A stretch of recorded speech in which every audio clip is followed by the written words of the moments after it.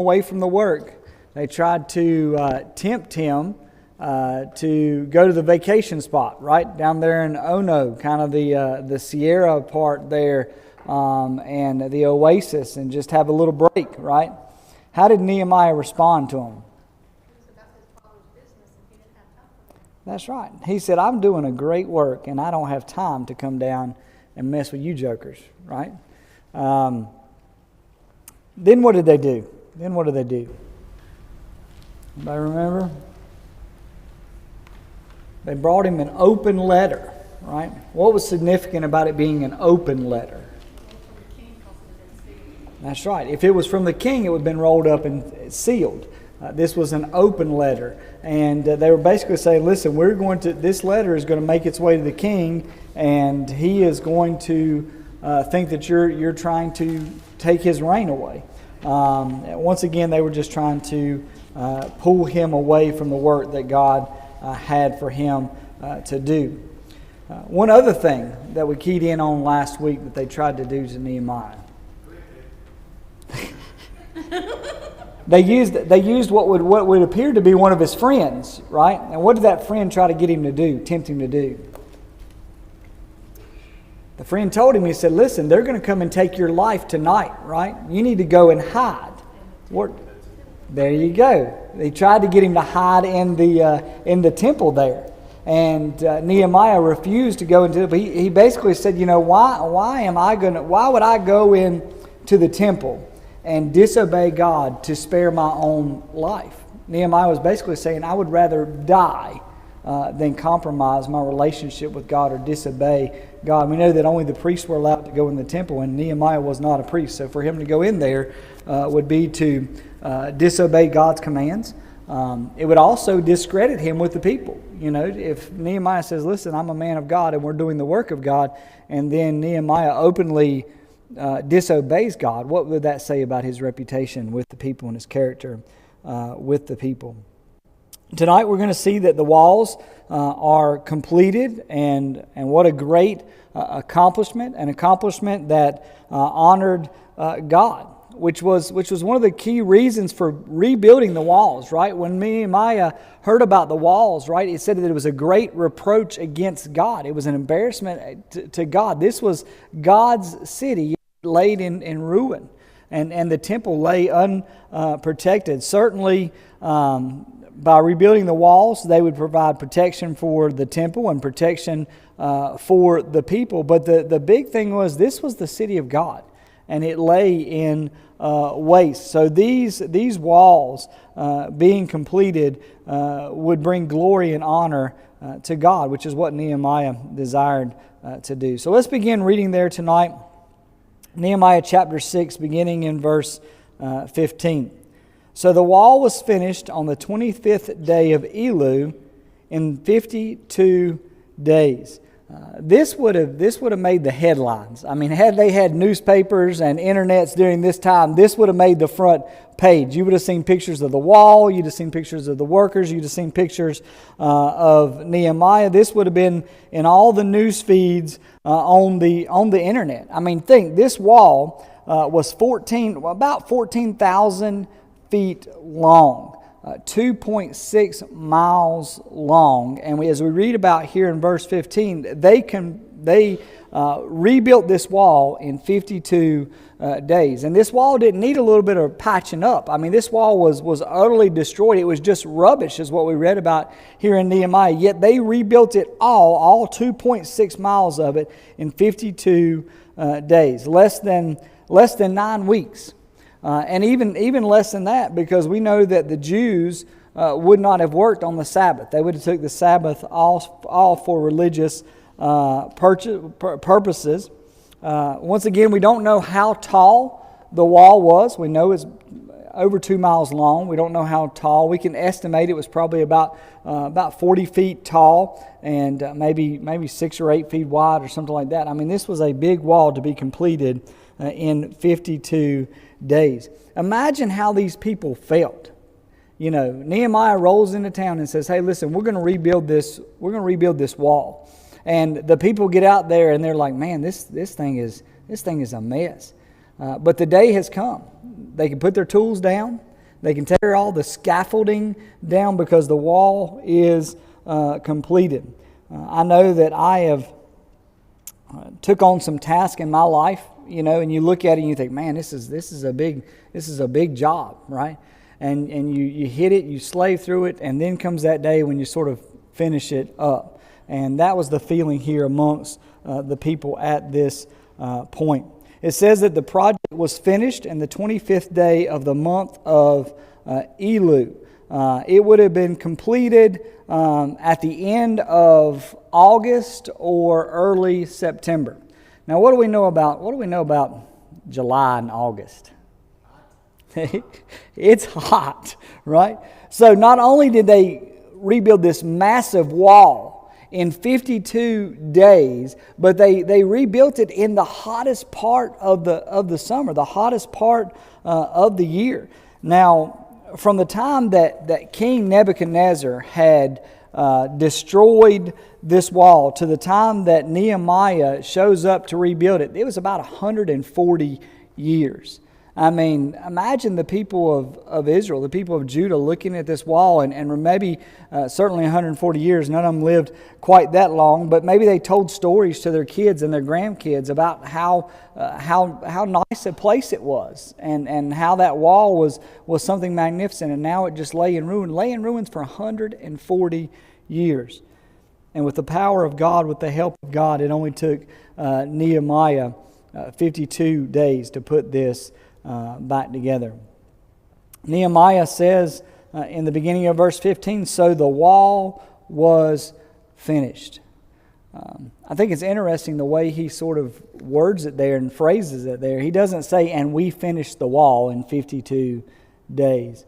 I led in the construction of this wall and we wrapped it up in 52 days. He simply states the fact that the wall was finished in 52 days. Once again, we talked about how Nehemiah did not want to boast in himself.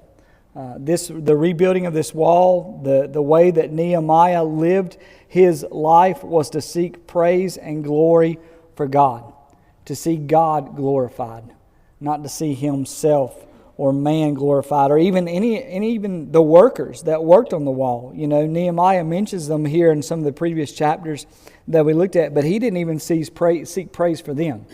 He sought only to glorify and honor God. And that's what our lives should be about. If you were to sum up the Christian life, the goal of the Christian life, it should be to glorify and honor God. God deserves all our glory, deserves all our honor, all our praise, and no matter what we do in our lives, it should be about glorifying and honoring God.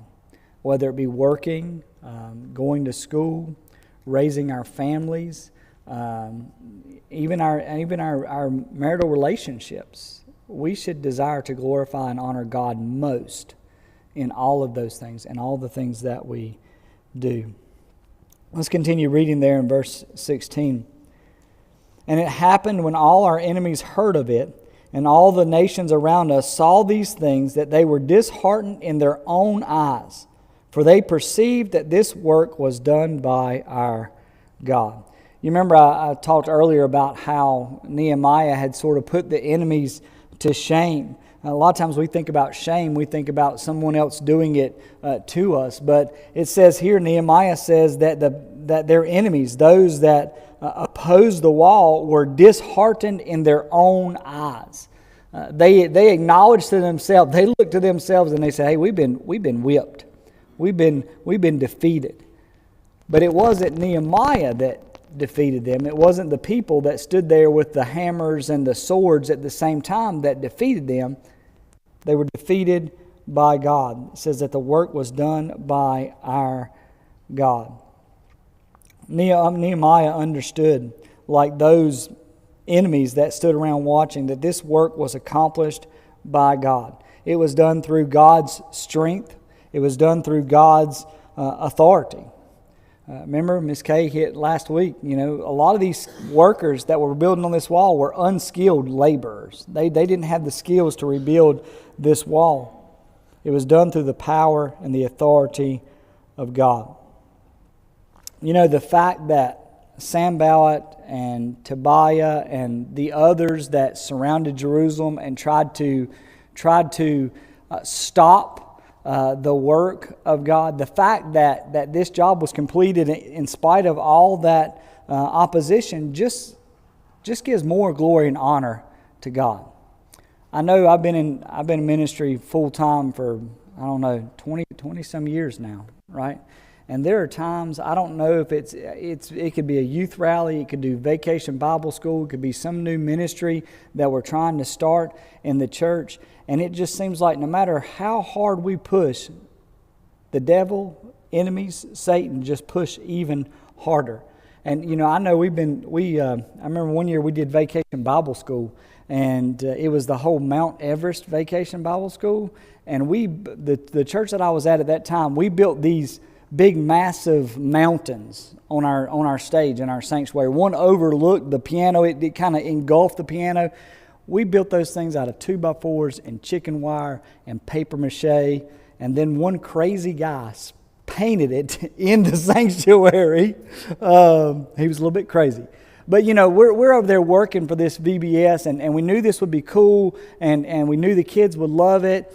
And, man, it just seemed like we just kept on it. Anytime we tried something didn't work right. You think about trying to erect some Mount Everests over top of the piano over here. It was a big deal. But, to open up those doors and see those children come in and see that stage, and to see them come to know Christ through Vacation Bible School. Sometimes things are difficult, and when we're trying to do things, God is the enemy is just trying to put a halt on what we're doing. I keep saying that word oppose, but Satan's trying to oppose what we're doing. And through all that opposition, at the end, when the project is done, that just brings even more glory and honor to God to think through that God gave us the ability, God gave us the strength, and even maybe a little bit of the craziness to push through those things.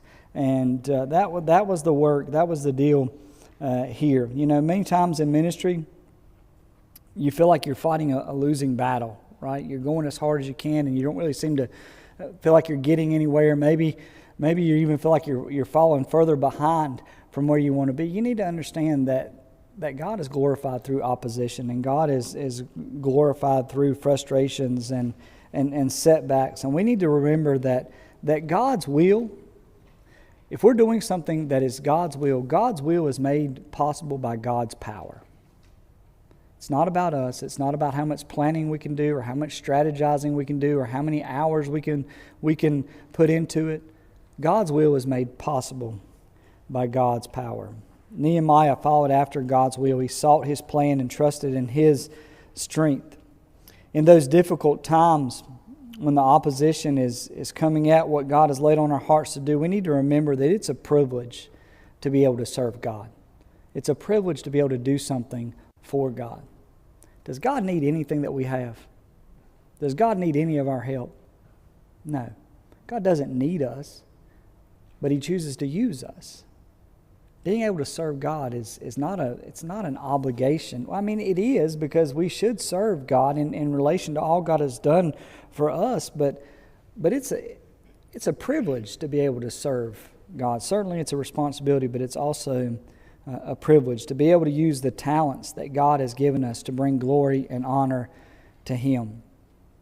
As I was looking at this passage tonight and thinking about these walls getting built, God has called us to build. God has called us to build. He hasn't called me to build any walls around a city or anything like that. He's probably called me to build a couple of wheelchair ramps from time to time. But God has called us to build. He's called us to build families that honor God, marriages that honor God. He's called us to build ministries that honor God. And once again, not that we can do these things in our own strength. We have to have the strength of God. But I think God, like in Nehemiah's story, He has called us to build in a way that people look back and say, that was God. That was God. What do people say about us when they look at our families? What do they say when they think about our church or think about the ministries of our church? Do they say that God is involved in that? That God is doing that? God has called us to build strong walls of character, strong walls of personal holiness. The fact that we separate ourselves from sin to the best of our abilities. It's not being better than the world around us. It's being the most like God that we possibly can, that personal holiness, that striving for that. God has called us to build friendships that honor Him. God has called us to be witnesses before the unbelieving world. These are the things that God has called us to build in our lives. Let's continue reading there in verse 17.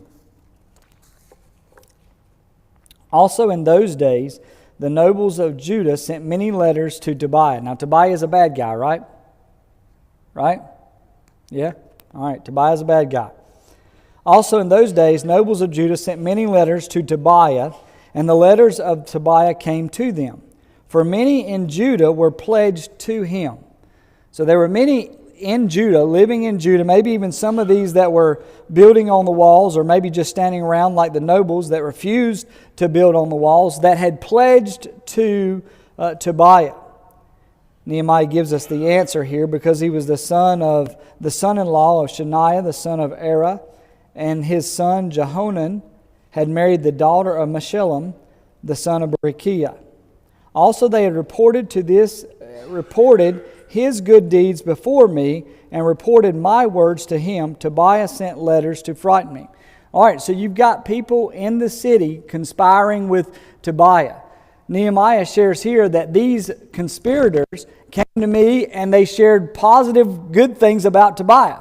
Nehemiah, you ought not to be so hard on Tobiah, right? I mean, he's only giving you a fit, you know what I mean, throughout this building process, but he's not a bad guy. Right? I mean, that's the kind of stuff that they're saying, you know. And then they're taking the things that Nehemiah says, and what are they doing with that information? They're running back to Tobiah with it, right?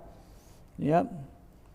I think it's interesting here that, you know, the walls are completed, but the opposition is still coming. We hear here in the next verse. We're not going to read it tonight, but if you look down in chapter 7, verse 1 there, you'll see that the doors are hung and the walls are completed in the very next verse. But Satan doesn't give up. He keeps coming. He keeps trying to disrupt what God has for these people to do. Sometimes I think maybe in ministry, you know, God lays something on our hearts to do, and we do it, and it's done, and we kind of check it off and say, hey, I did that. You know what I mean? I did a good ministry there. We started a good ministry there. We had a good run for a little while. We put on a good event. We put on a good outreach at the church. Maybe we put on I'm looking over here at Lonnie. We put on a good VBS or something like that, and we kind of check our box off and say, hey, listen, we're done. Now we can just sit back and take it easy. We don't need to rest on our past victories, right? And we've got to understand that just because that project is over doesn't mean Satan's going to take a day off. He's not going to take a vacation day. He's going to keep coming at us. And we need to be aware of that so we can be prepared for it. That's what we see here in Nehemiah. We read that this man Tobiah was an Ammonite leader. We read that back in chapter 2. He had ties to the people. There were people in Jerusalem who were loyal to him. He had friends in Jerusalem that he would exchange letters with. These were the nobles, okay? These were the wealthy. These were the upper class of Judah that had sided with Tobiah. He had family connections with the nobles of Judah. This would have given him a strong standing with the people. And as I mentioned before, these people were scheming against Nehemiah. Maybe they were scheming against Tobiah. You know, we've all seen those people, right? They're kind to whoever's right in front of them at that time, right? Whoever's of their most benefit at that time, they're kind to, and then the situation flips, it's a little bit different.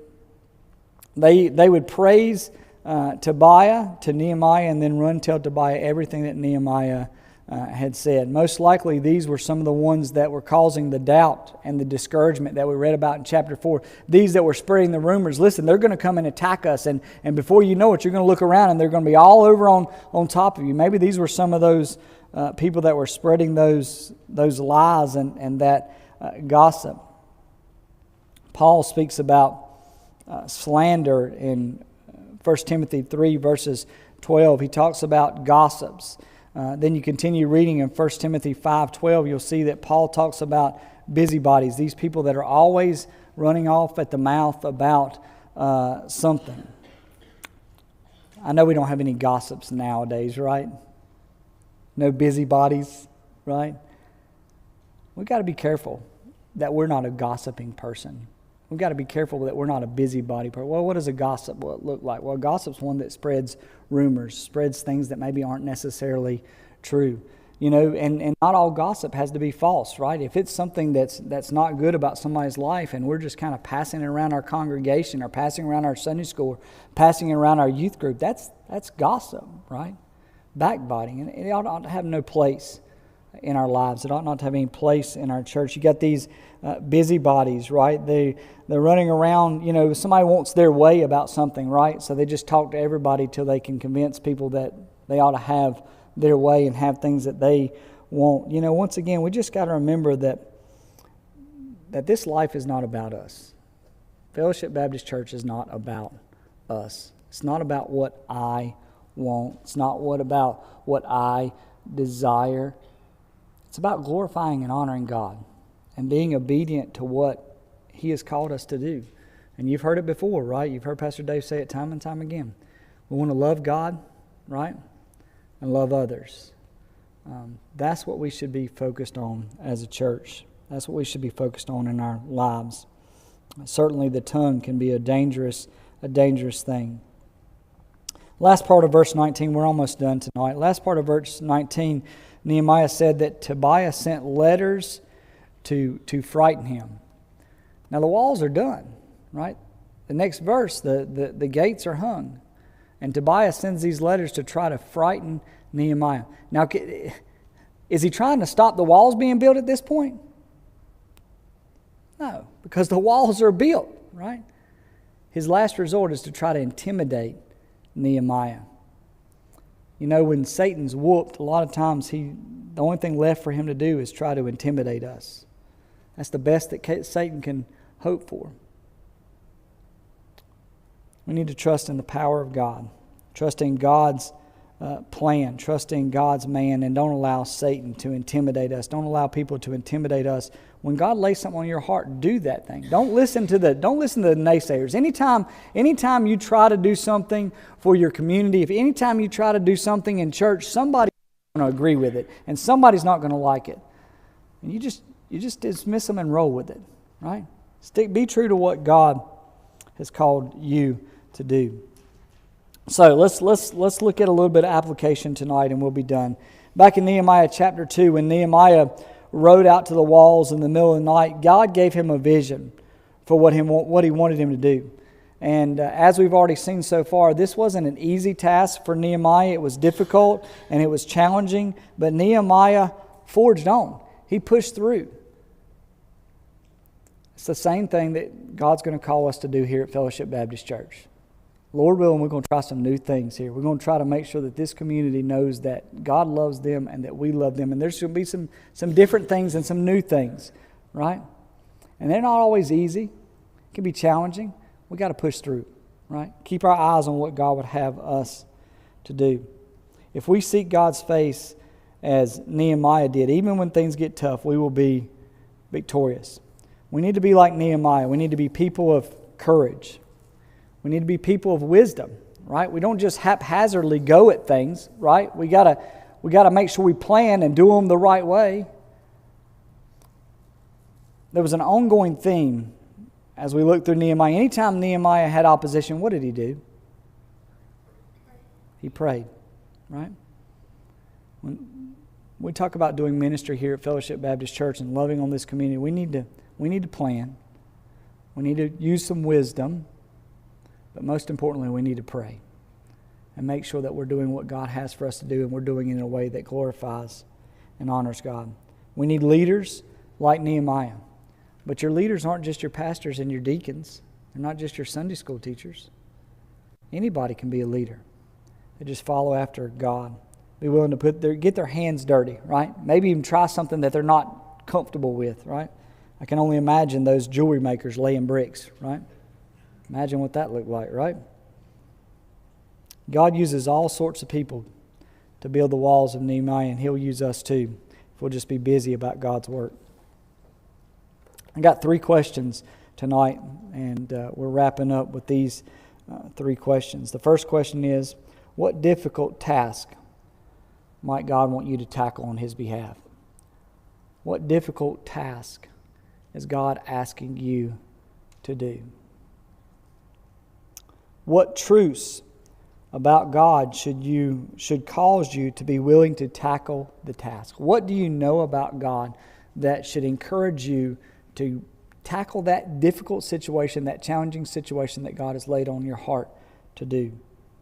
Characteristics like God's power, His wisdom, God's faithfulness, God's sustaining, right? I know Nehemiah, when he's facing all these oppositions, I'm pretty sure there's some nights that he went back to his tent or whatever he was living in, and he thought, God, I got to have some help, right?